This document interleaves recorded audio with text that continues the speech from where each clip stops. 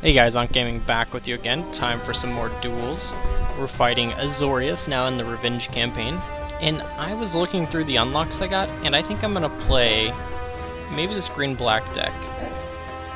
Black-red deck had a lot of interesting stuff, but I want to try out this green-black deck. I don't like it. Its look a whole lot, but it looks like it could be interesting to play. And it should have a good matchup here. Artifact and enchant from graveyard to hand. Huh. Hannah. That's not unlocked on mine. That's special art, new art. But we have 3 Vulture Zombies because of the unlock. Oh, the red-black deck. My next unlock will be the 4th because the special unlock gave you 1 Demigod of Revenge. Oh, this is an awful hand. New hand. But the special unlock gave 1, and the next unlocks 1. So that one will have 4 Demigod of Revenges already. So this deck's kind of a green-black Pernicious Deeds deck with Maelstrom Pulse, and just like sick, like crazy interactions.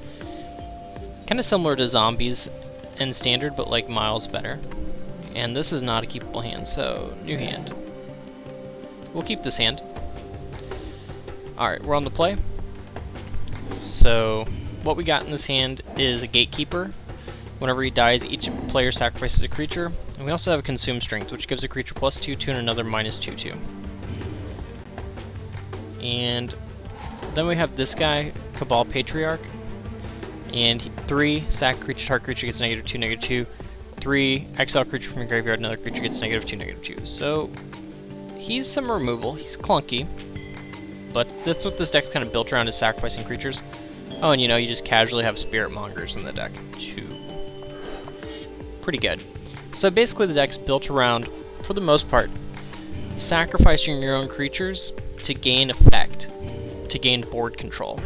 So like, say I use Cabal Patriarch to sack this guy, give a guy -2/-2, and his trigger makes them sack something. So they have to sack something, probably the thing I just targeted, but, you know, whatever. And then I can then exile him from the graveyard and make him lose something else as well. So this is a great position here. He just made this silly guy, so it's good for us to Consume Strength it. So we'll give my guy +2/2, get rid of his card advantage engine, and we'll just go ahead and bash him for 3. So we're going to need him to have a clunky draw for us to stay in this game. Pernicious Deed will allow us to essentially just like sit back and do nothing until we draw land, though. So that it does have that advantage. We just didn't want him to have a card advantage engine online yet. Okay, well, he drew another one. That's okay, though. We'll live with it. We're going to go ahead and drop the Deed. I could drop Emissary here, but it's not really going to do anything. Deed is pretty much unbeatable for a blue-white deck unless they have Oblivion Ring. Azorius should have some Oblivion Rings probably in the Revenge deck, because it should be fully unlocked. But even then, it's maybe 1 or 2 Oblivion Rings, tops. So, and if I get to untap with Deed in play, there's basically nothing he can do. Okay, so he's going to put that on there. This guy becomes a 2/4. Whenever it deals combat damage, he can draw a card. I will snap block that. Seems pretty good for me. I'm denying him a card and trading my guy for his, because now he has to sack a creature. So perfect. Now we get to untap. Deed's still in play. We're going to go ahead and drop an Emissary. We'll go ahead and do this because with the Deed in play, he has nothing in play. On the following turn, if I Deed for 3, I also get a land. So it's fine. Really, we're just looking to draw land. If we draw a couple land, we will have Spirit Monger, which is just one of the most insane cards. He's curving out pretty good, but without any kind of card advantage engine like those 2 core Spirit guys, he's just kind of got a deck. Alright, sack creature, put a 1/1 counter on it. That's fair. I kind of need to get my mana up. I think I'm just going to play Gatekeeper here. Totem Armor does not interact very well with Sacrifice. So say he puts that Totem Armor on his guy. and then I make him sack a guy, he loses both cards still, because the Totem Armor only will save you from a destroy effect. Sacrifice is not a destroy effect. Sun Titan, on the other hand, is bonkers against us. This is not good. So he's going to get that guy, which is protection. It's looking pretty nasty for us. Well, we'll block. We're blocking because if we draw land, we can now deed for 5, which would take care of his entire board, which would be pretty awesome. What deed for 5 would do? Pulse is a thing. We gotta go ahead and get rid of that guy. We just cannot let Sun Titan live. Anyways, if we were able to deed for 5, these 3 would all be sacrificed, then this trigger happens after this resolves, and he has to sack his Titan. As it stands, we're down 2 mana, but really we're pretty even on board. He does have his mana, or his engine online, but again, we can live with that. Still, we just need a land for 5, and we can take care of his board. We're not in a good position, but their deck needs a creature in play, and Sun Titan is their only like real good recursive engine for creatures. So at this point, I don't want to deed yet, I want to deed on his turn. And we have creatures in the graveyard for a Patriarch, so we have the triple black, so we're not in bad position. If we get a land, we'll be able to Spiritmonger with regen open too. Bloodflow Connoisseur seems kind of bad in this deck. Alright, he's going to go ahead and attack. We'll go ahead and deed right now.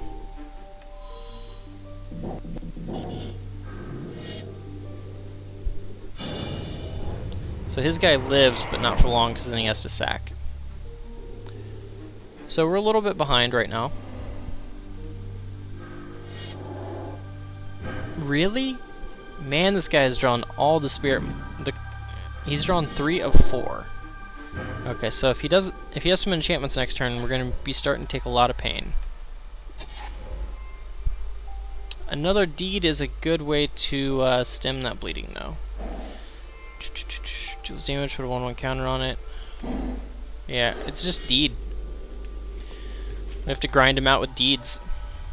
The reason I don't want to play Spiritmonger is their deck plays Pacifisms and Narcolepsies. That gives him targets. If he can cast Narcolepsy, he gets to draw a card, and he gets to put 1/1 counters on everything. We're just hoping his hand at this point is irrelevant cards and Narcolepsies and Pacifisms. If that's the case, good news for us. And I will gladly deed him on his turn in response to him basically doing anything.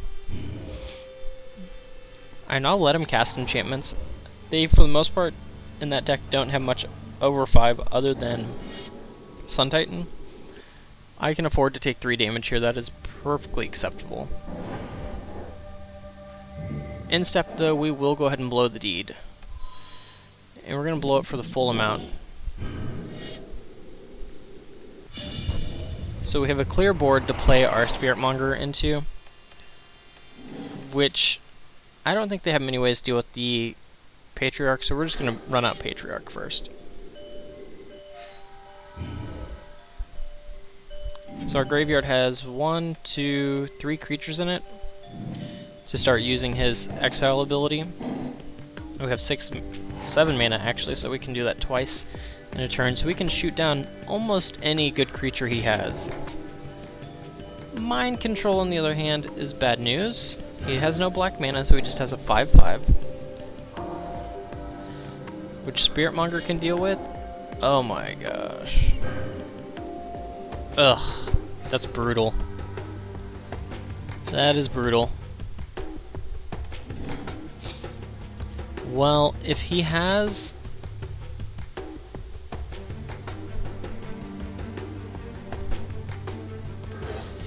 If he has a Narcolepsy, I'm not dead yet, but if he has Pacifism or Oblivion Ring, I'm just dead. Mind Control. How did I forget Mind Control is in that deck? Yeah, that was a good one. Which would I rather him have, though? You know, if you think about it. Arbiter, that's fine.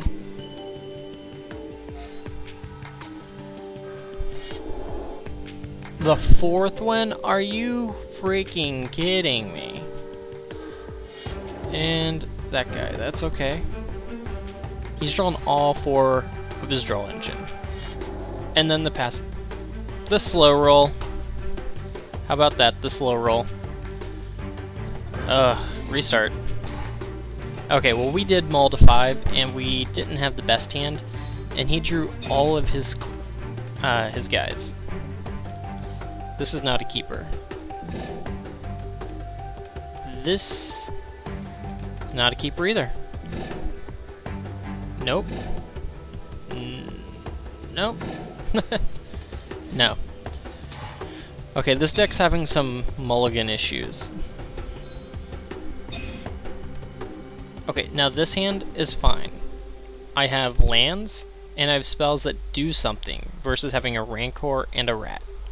In this case, I'm just going to lead with the Evolving Wilds, because in reality, I don't need it. Like, I don't need to draw many lands, so I want to thin the deck of land. So, just a small percentage chance better that we're not going to draw lands. The reason we don't want to draw lands is we have Yavimaya Elder, which is already 2 more lands. So, I mean, we just don't need it. We do want to build up a board. They don't have much in the way of sweep. And with this Liege, and with the other abilities we have in the deck to take advantage of our board, yeah, we do have Pernicious Deeds. But we don't want to cast those unless it's a way for us to get back in the game. Like, Deed is a catch-up card, or a stall card. This hand we have here is not aggressive, but it's a hand that wants to get going. So here we gladly attack in for 1. And then we... Well, okay, I said I got slow rolled last game. He could have... No, he couldn't have drawn it. He didn't draw any extra cards on his turn. I got slow rolled. So we hit him for 1. Next turn we have 5 damage on the table with our Liege attacking it. You know, the Liege will pump these 2 guys. That's a clock. That is not a clock. Now he can get some enchantments on there, give this guy some pump, and then it could be problematic. Because if he can get it like lifelink and some additional power, it's gonna be tough to race. And we do have Deed to get, or Pulse to get rid of any kind of lifelinking enchantment. And we do just have this guy who we can kill if we had to edict him in a pinch. Oh, and this guy, by the way, beginning of your upkeep, you put a 1/1 green-black, so basically put a 3/3 into play. It's pretty good. Not too shabby. Now, the tokens are amazing while he's on the battlefield, but they suck when he's off, because they're just 1/1s. And they're worms, they're not even saplings or anything cool like that. Okay. That I will kill. I'll give him the chance to block, though. Deed's fine. We're just gonna run out this. We will give him the opportunity to block any of my guys that he so chooses. Now I can sack him to draw a card, and to get 2 basic lands. Just not worth it at this moment. He is blocking. Wow. Wow, wow, wow. Activate ability, we're gonna go get a swamp. As it stands, there's absolutely no need to play Deed, there's no need to blow this guy. So, what do we have on board? We have lethal power. No, we're gonna play Deed. And here's my reasoning. I don't have to activate it, and I want to use my mana. There's no chance I really want to blow this guy, because they could pacifism him. Don't care.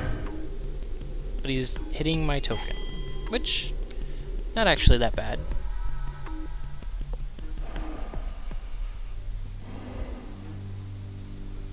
Holding the 1 blue open tells me he does not have, what is it, Granite Grasp or whatever. It costs 1 white, gives creature plus +02.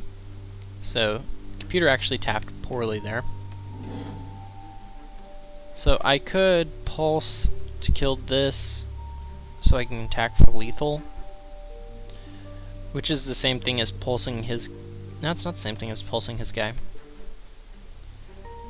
So yeah, we actually do that.